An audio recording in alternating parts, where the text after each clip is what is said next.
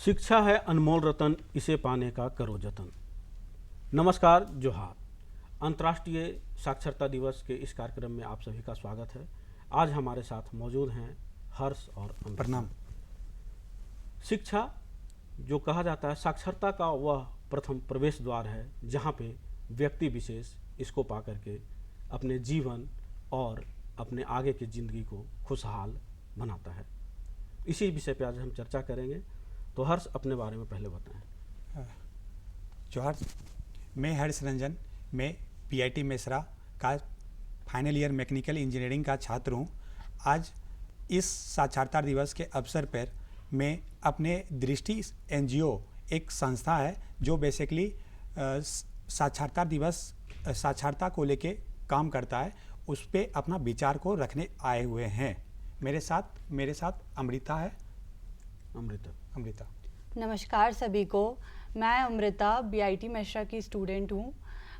मैं वहाँ पे आज विश्व साक्षरता दिवस के अवसर पे हम यहाँ बैठे हैं कुछ चिंतन एंड कुछ बात करने पे कि साक्षरता क्या होती है। एंड उसी के अवसर पे हमारा एनजीओ जो कि दृष्टि नाम है उसके बारे में बात करना है कि हम उस पे क्या करते हैं एंड हम कैसे साक्षरता को प्रमोट करते हैं। तो दृष्टि क्या है? दृष्टि एक विजन है, एक सोच है to direct rural India towards social and technological integration. जैसा कि जाना जाता है कि शिक्षा सभी के लिए जन्मसिद्ध अधिकार है और अगर साक्षर होता है तो वह व्यक्ति आगे भी बढ़ता है और अपने समाज और देश को भी आगे ले जा सकता है। तो साक्षरता को अगर लेकर के अभियान अब चला रहे हैं तो किस तरह से चला रहे हैं? अब बात करें अगर झारखंड की, तो झारखंड में बहुत सारे वैसे सुदूर क्षेत्र हैं जहाँ पे साक्षर लोग कम हैं। तो इसको कैसे देखते हैं आप, हर्ष? सर, बेसिकली साक्षरता को हम अपने क्षेत्र में इस तरह देखते हैं कि वहाँ की जो आदमी है उसकी क्या ज़रूरतें हैं, उन्हें साक्षरता होने के साथ साथ उन्हें और भी क्या ज़रूरतें हैं, उनको आगे कैसे जानी है, किसी भी जगह पे जानी है तो उन्हें कैसे फाइट करनी है। तो हम लोग का बेसिकली यही मोटो रहता है कि कोई अगर साक्षर है, पढ़ा लिखा है, तो उसके अलावा उसको ओवरऑल डेवलपमेंट होना चाहिए। तो हम लोग का बेसिकली ये एनजीओ है जो इसी के रिलेटेड बेसिकली काम करता है। जैसे किस टाइप से काम करता है? किसी गांव में गए तो वहाँ पे बच्चों को साक्षर करते हैं, वहाँ महिलाएं हैं उनको साक्षर करते हैं, या पुरुषों को साक्षर करते हैं? जैसे हमें गर्व है कि हम बीआईटी मेसरा के छात्र हैं। हमें बीआईटी ऐसी तरह जाना जाता है कि बीआईटी करीब 7 गाँव को गोद ले चुका है। जब हम लोग बीआईटी में पढ़ते हैं, पढ़ने के अलावा हम लोग कुछ समय निकालते हैं और उस समय को हम लोग आसपास के गाँव में जाते हैं और वहाँ पे क्या ज़रूरतें हैं, वहाँ की लोगों को क्या ज़रूरतें हैं, उनसे बात करते हैं। तो हमें जाके पता चलता है कि सबसे पहले पता चलता है कि वहाँ की एजुकेशन क्या है।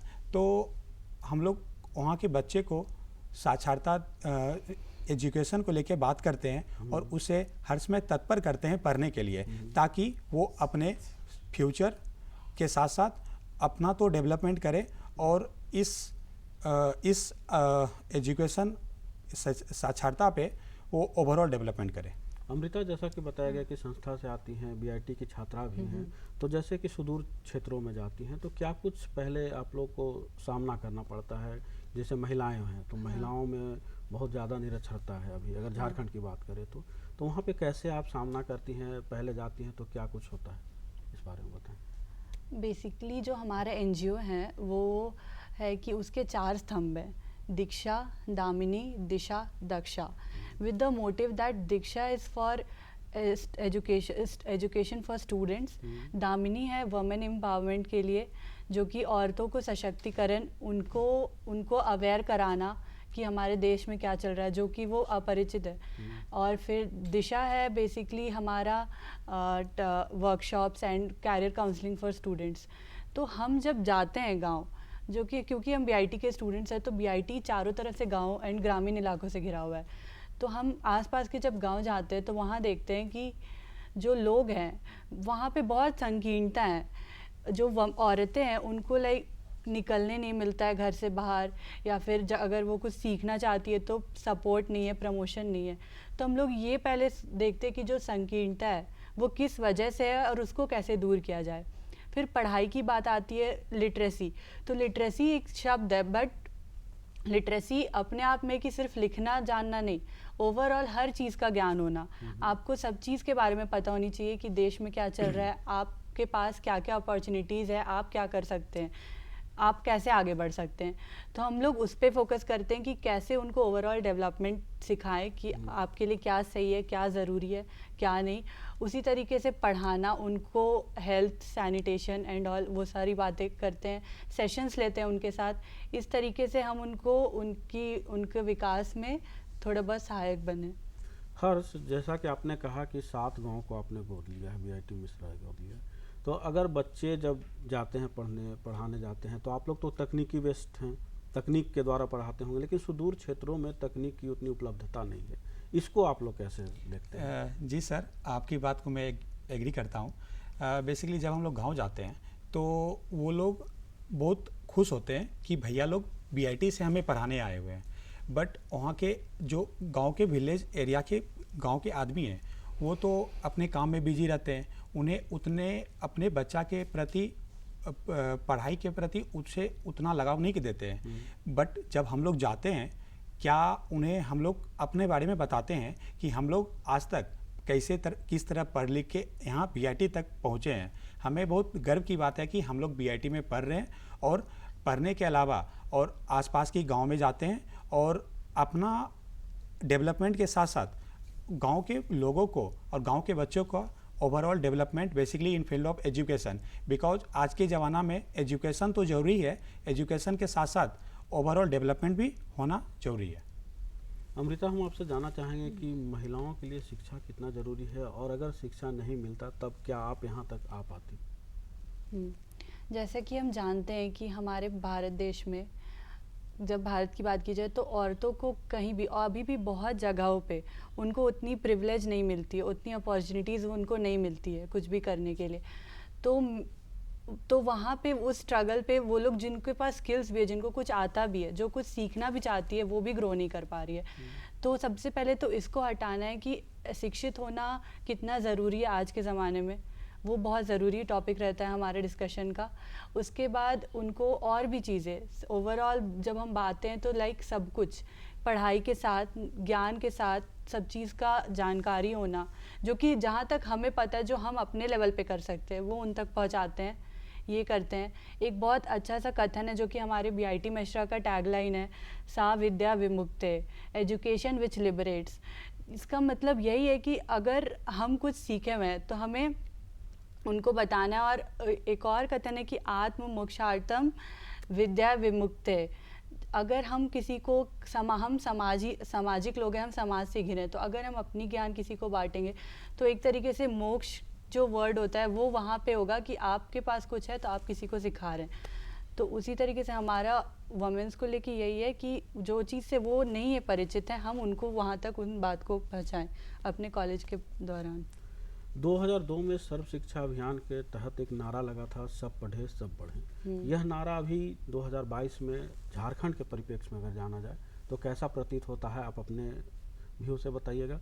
और दूसरी बात है कि बच्चों में जो ललक होती है पढ़ने की, कभी कभी उनके अभिभावकों की कुछ मजबूरियां रहती है, उसके कारण नहीं पढ़ पाते हैं, लेकिन जब बड़े संस्थान के लोग जाते हैं तो बच्चे और अभिभावक दोनों मोटिवेट होते हैं, लेकिन कहीं ना कहीं आर्थिक जो होती है वो भी कहीं आती है। तो सरकार की बहुत सारी योजनाएं चल रही है, उन योजनाओं को कैसे वहाँ तक आप लोग पहुँचाते हैं? सर, आज ये जो नारा है सब पढ़े सब बढ़े, इससे हमारा गांव समाज बहुत सीख मिलती है।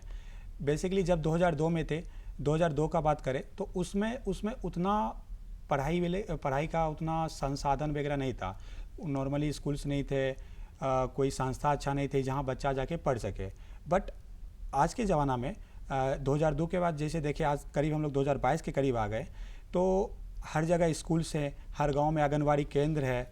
तो इसके अलावा और कुछ NGOs वगैरह हैं और अलग संस्था हैं जो बच्चे को पढ़ाने के साथ साथ उनका ओवरऑल डेवलपमेंट कराते हैं। और बेसिकली इस नारा जो सब पढ़े सब बढ़े के बेसिकली पे काम करते हैं। अभी अगर 2 साल पहले की हम लोग बात करें तो बहुत बड़ी महामारी एक कोविड चल रही थी, उसमें बहुत सारे बच्चे ड्रॉप आउट हो गए और संसाधन की कमी से बहुत सारे छात्रों को पढ़ाई लिखाई में भी दिक्कत हुआ। लेकिन बहुत सारे स्कोप भी आए उसमें कि ऑनलाइन पढ़ाई होने लगे, यूट्यूब हो गए, वेबिनार हुए, वो सब से उनको हुआ। लेकिन इन सब को अगर तकनीकी रूप से देखा जाए तो तकनीक रूप से हम झारखंड में कहाँ तक सक्षम हैं? अमृता।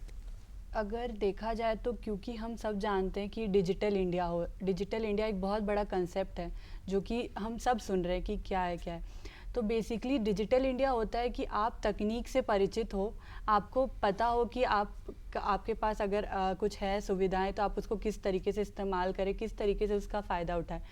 तो कोविड के दौरान हम हमारे एनजीओ की तरफ से हम यही कर सकते थे क्योंकि सब अपने घरों पे थे, तो और हमारा मोटिव था शिक्षा देना, शिक्षा उनको प्रोवाइड करना। तो हमने एक लॉन्च किया था अपना एक और एक्सटेंशन द्रोना, जो कि बच्चों को ऑनलाइन एजुकेशन, फ्री एजुकेशन, क्योंकि हमारा एनजीओ है तो उनको फ्री एजुकेशन, बस कि वो उनके पास कुछ संसाधन हो, वो उसको लेके हमसे शिक्षा प्राप्त कर सके। तो हमने वहाँ पे ऑनलाइन एजुकेशन प्रोवाइड करना शुरू किया था कोविड के टाइम में। एंड 2 साल के अंतर में हमने फिर औरतों के लिए भी बहुत सारे सेशंस करवाए थे। कोविड का अवेयरनेस सेशन हो गया, फिर से जब वैक्सीनेशन वाली चीज़ आई थी, हेल्थ सेशंस, फिर बच्चों को पढ़ाना उनकी ताकि 2 साल जो घर बैठे हैं उनकी पढ़ाई में गैप ना आए और कहीं से उनको कोई दिक्कत ना आए, तो ऑनलाइन हम लोग प्रोवाइड कर रहे थे उनको। लेकिन जो बैरियर आ जाता है कभी कभी कि ग्रामीण इलाकों में बहुत कोई उतने फ़ोन मोबाइल से फैसिलिटेटेड नहीं है, तो वहाँ पे चीज़ें थी, हमने उसको भी सॉल्व करने की कोशिश की कि जो लोग आसपास जो कॉन्टैक्ट्स के वो लोग जाएं वहाँ अपना लैपटॉप से चीज़ें लेके, उनको मतलब उनके लिए ग्रुप ऑफ पीपल सेशंस करवाएं जो कि दृष्टि से जुड़े हुए हैं एंड रांची के लोग हैं। तो इस तरीके से भी हमने उनको एजुकेशन प्रोवाइड कराया था। और सर 2 साल के पश्चात स्कूल तो बंद हो गई, कोचिंग जितने भी कोचिंग संस्थान थे सब तो बंद ठप पड़ गए थे। बट आजकल की जो टेक्नोलॉजी है जैसे मोबाइल फ़ोन, इसके अलावा इसके साथ लैपटॉप फ़ोन्स हो गए, इस पे हम लोग काफ़ी ऑनलाइन चीज़ें को दर्शाया और उन्होंने बच्चे लोग के प्रति उन्हें क्या पढ़ाई के साथ साथ उनसे क्या जरूरी है उन पे बताया और ओवरऑल डेवलपमेंट के लिए बात कर सकते हैं कि किए हैं हम लोग। जाना जाता है कि जब आदमी शिक्षित होता है तो उसके रहन सहन, खान पान, सारे चीज़ों में बदलाव आता है और बहुत सारे संसाधन हैं जहाँ तक कि बच्चों की पहुँच नहीं हो पाती है, चाहे कोई पढ़ नहीं पाता है। तो वहाँ तक अगर चाहे आप यूथ हैं और एक यूथ के रूप में अगर जाना जाए तो कैसे पहुँचेंगे, क्या विजन है इसके लिए? सर बेसिकली हम लोग यूथ हैं, हम लोग का मोटो ही यही रहता है कि दृष्टि डायरेक्टिंग द रूरल एरिया।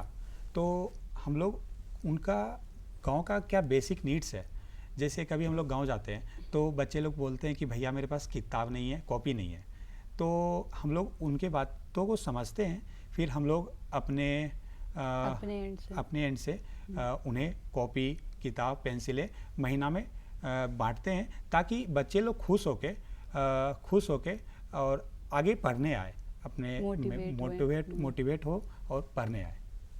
आजकल स्कूलों में जो ड्रॉप आउट की जो समस्या है वो बहुत ज़्यादा हो गई है और पिछले 2 सालों में तो बहुत सारे बच्चे जो हैं ड्रॉप आउट के शिकार हुए हैं।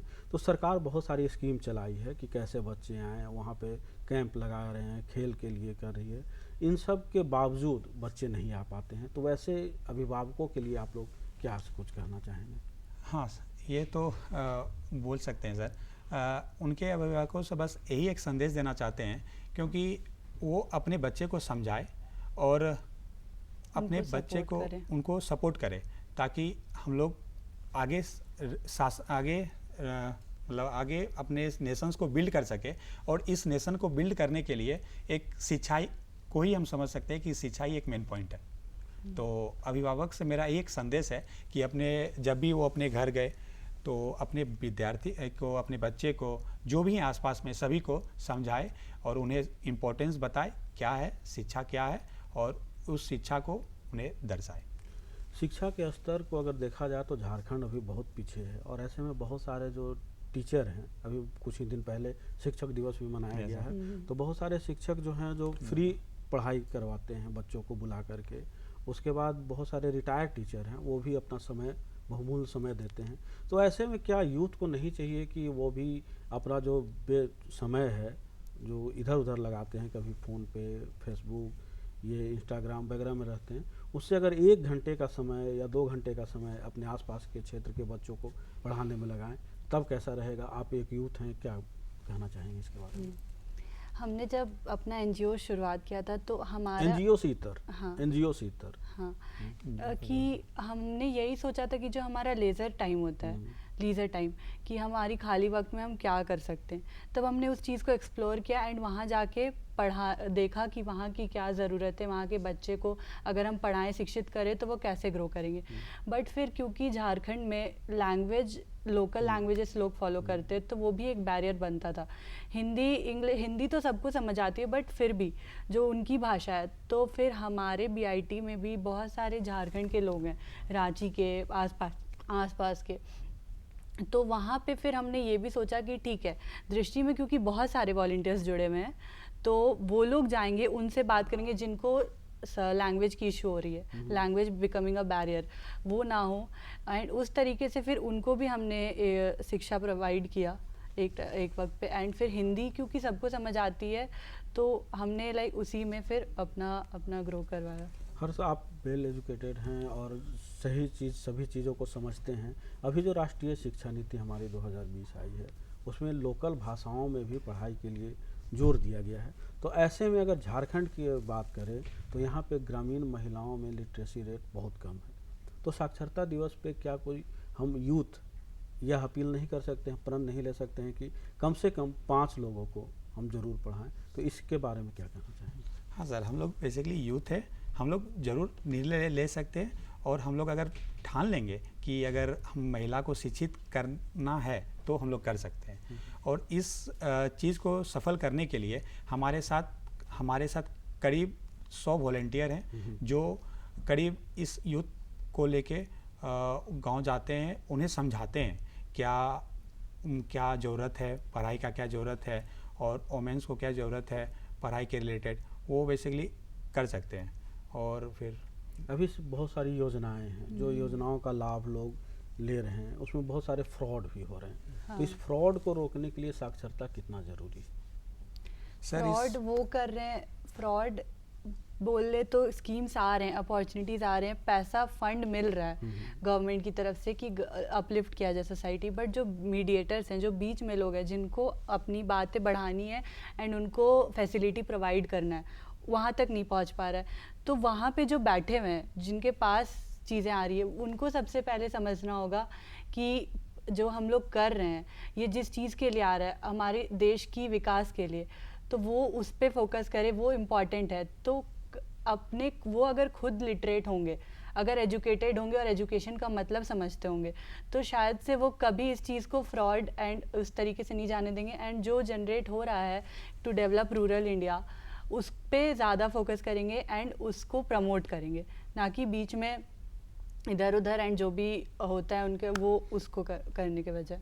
आप अपने गांव में रहते होंगे, वहाँ देखे होंगे हाँ कि बहुत सारे लोग कम पढ़े लिखे हैं या जो पढ़े लिखे हैं, जिनका परिवार पढ़ा लिखा है, आगे निकल गया है, उनकी लाइफ स्टाइल और जो अक्षर नहीं है उनके लाइफ स्टाइल में क्या अंतर पाते हैं? सर, इसके प्रति यही बोलना चाहते हैं कि जो आदमी पढ़े लिखे रहते हैं, वो अपने बच्चे को और अपने से छोटे को वो बहुत अच्छे से गाइड कर लेते हैं, और गाइड के अलावा वो लोग काफ़ी आगे चल जाते हैं। बट जो पढ़े लिखे नहीं हैं, अगर वो ठान लिए कि हमारे बच्चे को पढ़ना है और उन्हें अच्छी जगह, अच्छा संस्था में भेज के पढ़ाना है और उन्हें आगे बढ़ाना है, तो अगर ठान लिए तो वो बेसिकली कर सकते हैं। और आजकल के ज़माना में ये चीज़ हो रहा है कि जब हम गांव जाते हैं तो बहुत से वर्कर आते हैं हमारे बीआईटी में काम करने के लिए। वो लोग से हमारी बात होती है, वो लोग हमको बोलते हैं कि भैया आप मेरे बच्चे को पढ़ाइए, तो हमें बहुत खुशी आती है कि वो हमें बोलते हैं। तो इससे खुशी के साथ साथ ये लगता है कि हम जो पढ़े हैं, हम समाज को क्या दे रहे हैं।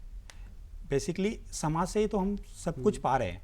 आज कोई किसान खेती कर रहा है, कोई दुकानदार कोई दुकानदार सामान ला रहा है, कोई मजदूर मजदूरी कर रहा है, तो बेसिकली ये सब समाज से ही आ रहा है और समाज में ही जा रहा है। तो जब हम लोग भी अपने गांव जाते हैं तो बच्चे लोग रहते हैं, बच्चे लोग पेरेंट्स को बताते हैं कि भेजिए पढ़ने के लिए, वो खुश हो जाते हैं और बच्चे को एक बार बोलते हैं, बच्चे को जब भी बोलते हैं वो अपने बच्चे को भेज देते हैं पढ़ने के लिए।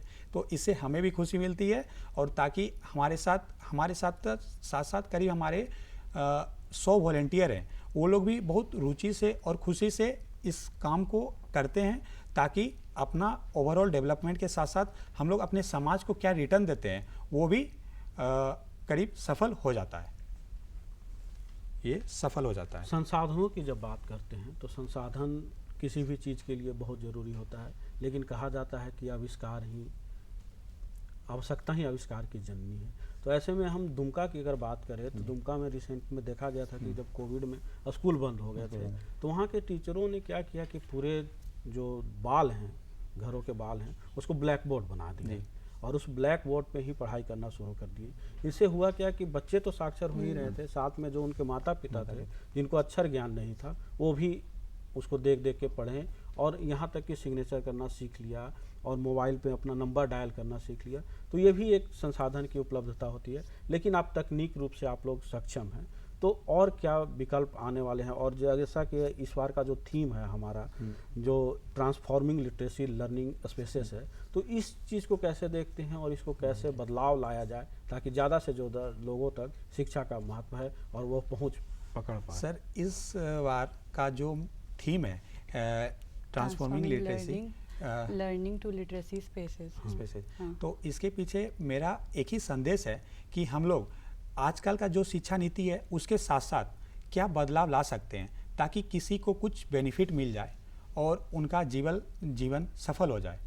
बस यही है कि जैसे कि आपने दुमका का एग्जांपल दिया तो वहाँ तो कह ही सकते हैं। हाँ, बेसिकली बोलते हैं कि इनिशिएटिव लेना, कोई एक ही बंदा होता है जो इनिशिएटिव लेता है, कुछ करने का उसके अंदर हिम्मत होता है तो वो शुरू करता है और फिर उसके साथ लोग जुड़ते हैं, तो वहाँ पे यही बात होगी कि फिर उनको संसाधन जो वो कर रहे हैं उसमें सपोर्ट, तो क्योंकि एनजीओ कोई रन करता है तो सपोर्ट देने के लिए, क्योंकि हम कुछ सामाजिक स्तर पे काम कर रहे हैं तो बहुत सारे लोग जुटते हैं कि हाँ वो भी करेंगे।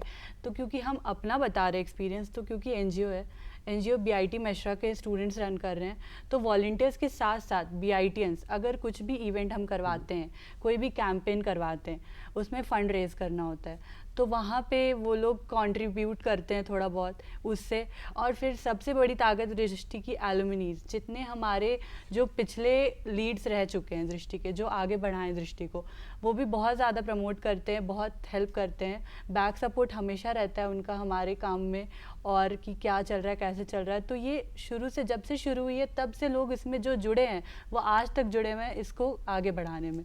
तो ये चीज़ है कि कैसे सबके पास नए हम लोग तकनीक एंड आइडियाज़ लाते रहते हैं कि हम लोग उनको क्या प्रोवाइड करें, उनको किस चीज़ से लैश करें, वो सारी चीज़ों को हम उस पर सोचते रहते हैं जैसे टाइम टू टाइम। इस संस्था के पीछे हम अपने सीनियर्स को बहुत धन्यवाद देना चाहते हैं, प्लस हम अपने बीआईटी को भी बहुत धन्यवाद देना चाहते हैं कि वो हर समय हमारे इस कार्यक्रम को या कोई भी कार्यक्रम जैसे पढ़ाने का हो गई या फिर वोमेन एम्पावरमेंट पे हुए वो हमें साथ देते हैं और हम दिल से बीआईटी को प्लस सारे बीआईटी के मेंबर्स को जो आज तक सपोर्ट किए सबको दिल से धन्यवाद देना चाहता हूँ। जैसा कि जिस ब्रांड से आप आते हैं, जिस इंस्टीट्यूट से आते हैं, वो किसी ब्रांड या नाम के लिए मोहताज नहीं है। यहाँ से बहुत सारे लोग बहुत अच्छे जगह पर गए हैं और बहुत अच्छे जगह पे जा भी रहे हैं। तो क्या कुछ जब गाँव में आप लोग काम करने जाते हैं, दोनों से मैं पूछना चाह रहा हूँ कि जब काम करने जाते हैं तो क्या उस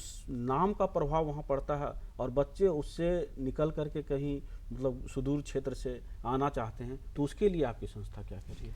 नाम बीआईटी मेश्रा एक नाम, तो क्योंकि सब जानते हैं कि वो एक एजुकेशनल इंस्टीट्यूशन है तो वो एक नाम है, और साथ साथ जो हमने एक्सपीरियंस गेन किया है एंड जो हमने अभी तक करके जो उन पे इम्पैक्ट डाला है, एक नाम बोले तो कमाया है, दृष्टि जो काम करी है उससे जो कमाया है वो उससे लोग ज़्यादा प्रभावित होते हैं कि क्योंकि इतने वक्त से दृष्टि चलते आ रही है एंड उनको शिक्षा दे रही है, तो उससे वो ज़्यादा उससे प्रभावित होते हैं एंड लोग आते हैं, जुड़ते हैं, अपने बच्चों को भेजते हैं एंड इवन लेडीज़ हमारे साथ जुड़ती है जब भी कुछ इवेंट करवाएं एंड ऑल, तो वो लोग प्रभावित उससे ज़्यादा हो रहे हैं कि दृष्टि है क्या और दृष्टि करती क्या है।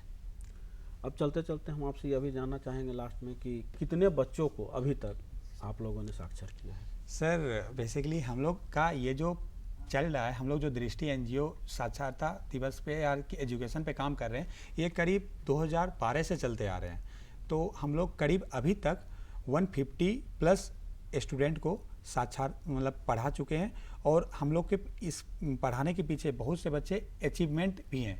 एक स्टूडेंट है विशाल, उन लोगों को हमने फिजी में एजुकेशन प्रोवाइड किया फ्री ऑफ स्कॉलरशिप के थ्रू। वो आज अच्छे जगह कॉलेज में है और बेसिकली हम लोग के संस्था में जुड़े हुए आज के विद्यार्थी क्लास में 6, 7, 8, 9 पे के ही हैं। वो लोग सरकारी स्कूल वगैरह में पढ़ते हैं बट वो लोग उनसे उठना चाहते हैं। उसके लिए हमारा संस्था उनसे उनको एग्ज़ाम लेती है, उनको पढ़ाते हैं और उन्हें किस प्राइवेट स्कूल में जाना है आगे पढ़ने के लिए, हम लोग उस संस्था से जाके बात करते हैं और हम लोग उसे स्कॉलरशिप प्रोवाइड करते हैं और इस तरह इसको स्कूल में दाखिला कराते हैं और आगे तत्पर करते हैं। जरूरी नहीं रोशनी चिरागों से हो, जरूरी नहीं रोशनी चिरागों से हो, शिक्षा से भी घर रोशन हो सकता है। तो आज के लिए बस इतना ही, दीजिए इजाज़त। जोहार, नमस्कार। जोहार। जोहार।